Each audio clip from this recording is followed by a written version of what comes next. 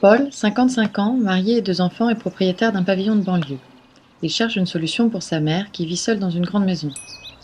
L'idée lui vient de faire construire une petite maison dans son jardin. Sa mère pourrait y vivre jusqu'à la fin de sa vie, à côté de ses petits-enfants, et l'intimité de chacun serait préservée. Paul se rend donc à la mairie pour déposer son permis de construire. À sa grande surprise, celui-ci est refusé par le maire. Selon les règles d'urbanisme de la commune, Paul utilise déjà la quasi-totalité de ses droits à construire. Il ne peut donc pas mener son projet à bien, et monsieur le maire en est désolé. Très déçu, Paul rentre chez lui et s'aperçoit qu'un chantier a débuté à l'arrière de sa parcelle. Le maire s'interroge. Sa commune a connu un fort développement à partir des années 50, avec la construction de nombreux lotissements et l'arrivée de nouveaux ménages. Le temps a passé et les enfants de ces familles ont grandi. Ils quittent progressivement la commune depuis une trentaine d'années. Aujourd'hui, la population de la commune est en baisse, et ce malgré la construction de logements plus denses, dont le nombre reste limité par le manque de terrain à bâtir. Au même moment, à l'Assemblée nationale, les députés débattent de ce problème, qui concerne la plupart des communes situées dans les premières couronnes des grandes agglomérations françaises. Nous sommes témoins d'une importante crise du logement en France. Les logements sont peu accessibles car trop chers.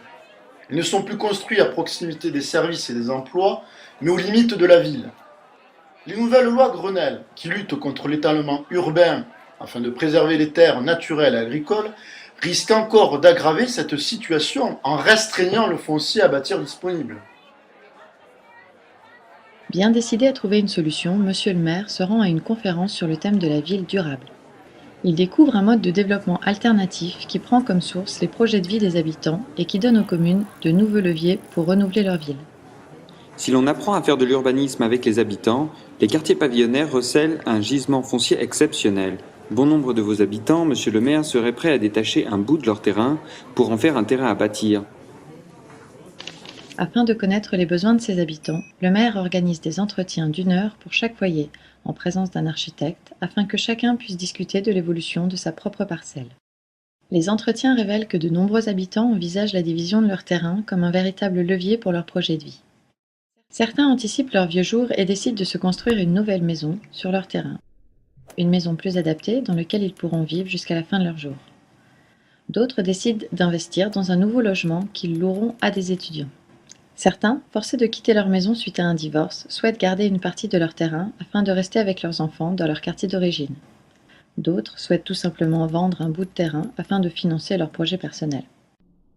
Tous ont compris qu'au vu de la pression foncière dans les premières couronnes des agglomérations françaises, la division de leur terrain leur permettrait de mieux valoriser leur patrimoine.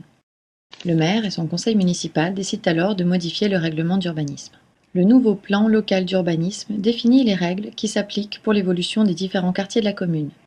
Désormais, pour chaque division, l'habitant et son constructeur consulteront le règlement ainsi qu'une brochure éditée par la mairie. Celle-ci indique les modèles de division de terrain encouragés par la commune et ceux qu'elle souhaite éviter afin de préserver l'image du quartier, l'intimité des voisins, en bref, l'intérêt général de la commune. Au bout d'un certain nombre de constructions et donc de nouveaux arrivants sur la commune, une boulangerie s'ouvre, puis une pharmacie. La ville retrouve une dynamique. Les services techniques en profitent pour prolonger certaines voies, pour requalifier les espaces publics et améliorer la gestion du stationnement.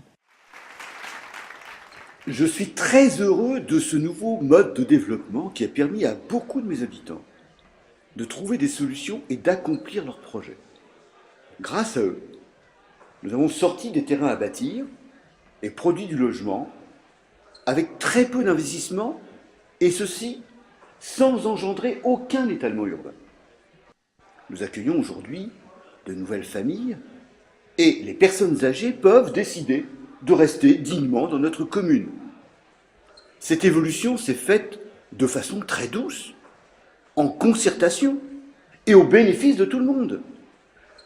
Nous avons travaillé avec nos consultants en urbanisme à mettre en place une filière, s'appuyant à la fois sur les projets de mes habitants, mais aussi sur les savoir-faire des entreprises locales, afin de redonner de l'élan au développement de notre commune.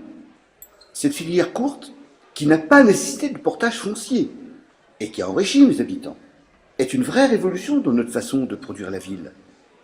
J'invite tous les maires de France à y réfléchir, car elle offre de vraies opportunités. La France compte aujourd'hui 14 millions de maisons individuelles. Ainsi, si chaque année, une maison sur 100 voit son propriétaire décider de diviser son terrain, c'est 140 000 terrains à bâtir qui peuvent être créés par la filière BIMVI.